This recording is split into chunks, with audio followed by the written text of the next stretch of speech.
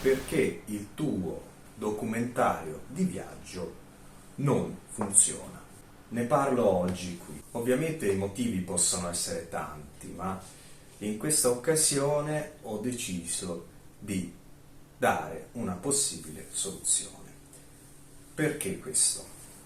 Perché negli ultimi giorni mi è stato inviato un documentario di viaggio, appunto, in particolare la prima puntata di quella che promette di essere una serie, in particolare una web series, fatta da un ragazzo, un giovane regista che ritengo anche bravo,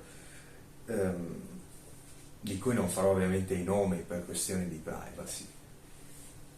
Una serie che quindi promette un impegno a lungo termine, e questo è importante dirlo,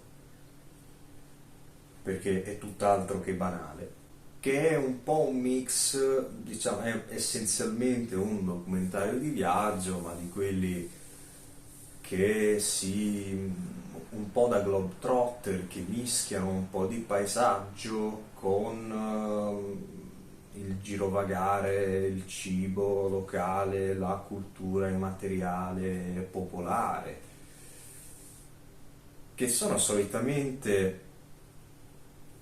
argomenti molto interessanti, che sono ovviamente prodotti che generalmente riscuotono un discreto successo. In particolare l'idea era quella di raccontare il Nepal, come quello che vedete alle mie spalle, che deve essere un posto fantastico, con la catena dell'Himalaya, queste montagne eccezionali, paesaggi incredibili. Quindi senz'altro grandi possibilità per questo documentario. Tra l'altro con un notevole impegno, perché è evidente come il regista sia andato dappertutto, come si siano investite risorse importanti, anche economiche, soprattutto economiche, per creare qualcosa di interessante. Tra l'altro con una regia ben fatta, con delle inquadrature piuttosto particolari, tutte in uno stile, dei colori ben scelti, insomma, quindi un lavoro veramente interessante, ma con un enorme difetto. Un difetto veramente gigantesco, perché ora la puntata era un cortometraggio, quindi l'idea di questo ragazzo è quella di creare una serie con una conseguenzialità di puntate di circa 10 minuti, un quarto d'ora, quindi non particolarmente lunghe. Il problema è che queste puntate sono caratterizzate per, senza scherzare, l'80-90% della loro durata da musica. Il che vuol dire mettere tanta musica da adeguare alle diverse scene, perché se poi in una puntata si passa facilmente da un tema ad un altro, i temi cominciano ad essere 5, 6, 7 in una unica puntata, ebbene bisogna andare a scegliere una serie di musiche che vadano bene per lo specifico contesto. E non solo. Quindi la totale mancanza di intanto una scelta adeguata alle immagini, al ritmo delle immagini, ai tempi, ma poi soprattutto la totale mancanza di una unicità, di una omogeneità all'interno di tutto il documentario, che ovviamente quando è breve risalta ancora di più, e quindi la situazione peggiora drasticamente. Quindi questo bravo giovane, bravo ragazzo, ha fatto un grande lavoro e poi sostanzialmente lo ha preso e lo ha scaricato nel water senza guardarsi indietro. Come si può pensare di fare un prodotto simile e di presentare un prodotto simile non solo ad un pubblico ma anche a una giuria eventualmente, senza aver tirato fuori il 300% da quel prodotto? Come si può pensare di puntare principalmente sulla musica oltre che sulle inquadrature e non scegliere una colonna sonora, o meglio, non scegliere un compositore che possa darvi una direzione precisa ed omogenea all'interno di tutto il lavoro, dalla prima all'ultima puntata, dal primo all'ultimo minuto. È inconcepibile. È letteralmente tagliarsi le gambe da soli.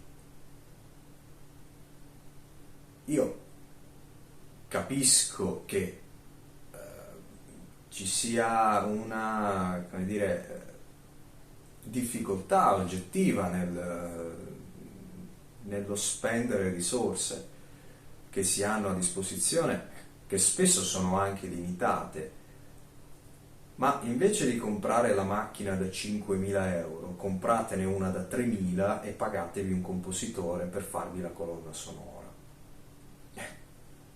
Perché il problema è che non si può, cioè la cosa peggiore che si può presentare è il fatto di non avere una linea comune nelle cose. Cioè, se veramente si vuole fare il salto di qualità e sbancare la concorrenza in un mondo come quello odierno dove la competizione è altissima perché tutti ormai fanno cinema, tutti, e avremo modo di parlarne approfonditamente. L'unico modo è puntare sui dettagli. Non potete scegliere le library se pensate di fare un lavoro del genere, anche solo lontanamente avvicinabile. Ci vuole qualcosa di strettamente su misura per le vostre esigenze, per il vostro lavoro, che amplifichi e migliori e potenzi al massimo quello che volete trasmettere, altrimenti vi state uccidendo. Più chiaro di così. Ora, l'altro grande problema è che io non sono un grande fan del format seriale, delle serie TV in generale, devo dire. Ma se si vuole presentare un format del genere, è bene che ci sia quantomeno una sigla ben riconoscibile. Perché uno dei vantaggi di questo tipo di format è proprio la riconoscibilità nel tempo, il fatto di martellare letteralmente su alcuni aspetti in maniera continuativa. Se non si presenta una colonna sonora, oltre che per tutto il lavoro, ma anche in apertura, come si può pretendere che la serialità riesca a fare il suo lavoro? E il vantaggio della serialità è proprio quello, e voi lo state gettando via. Allora qui viene fuori un problema di comprensione, cioè qui dobbiamo capire che cosa volete fare.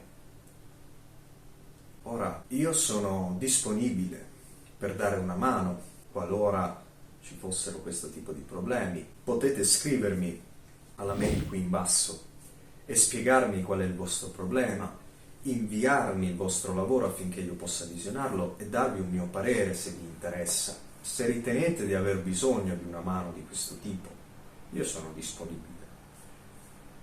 Potete farlo e vi consiglio di farlo a prescindere, ok? Perché altrimenti veramente state buttando le vostre capacità, il vostro tempo, le vostre risorse in un pozzo senza fine. E quindi poi vi ridurrete a fare il primo, il secondo, il terzo, il quarto cortometraggio, a ritrovarvi sempre lì e a non risolvere assolutamente nulla, a ricadere sempre negli stessi errori. Perché vedete, il punto essenziale di questa storia qui è che non si può essere eccezionali in tutto. Ognuno deve fare il suo, ognuno deve essere specializzato in qualcosa. Certo, poi deve guardarsi intorno, deve essere capace di gestirsi e di decidere, ma la capacità di delegare alcuni aspetti, ovviamente con il controllo di chi deve decidere, quindi del regista, è fondamentale, perché bisogna diffidare da chi promette di fare tutto, poi alla fine è incapace. Non è possibile fare tutto, anzi il fatto di voler necessariamente, ostinatamente fare tutto è una delle cause che ha portato al decadimento generale, attuale, della musica, del cinema, dell'arte e di tutto. Perché ci si sforza sempre di più di voler proporre soluzioni a basso costo su qualunque tipo di aspetto che cerchino di risolvere una quantità di problemi innumerevoli. Ma le cose non funzionano così. Ripeto, lo dico apertamente, la quantità non paga, bisogna puntare sulla qualità. Se volete puntare sulla qualità, dovete affidarvi ad un compositore che sia capace di capire che cosa voi volete, che cosa volete esprimere e che sia in grado di creare qualcosa strettamente su misura per il vostro lavoro e che diventi un marchio. Solo così potrete sbaragliare la concorrenza. Ripeto, io sono disponibile, potete scrivermi ancora una volta alla mail qui sotto.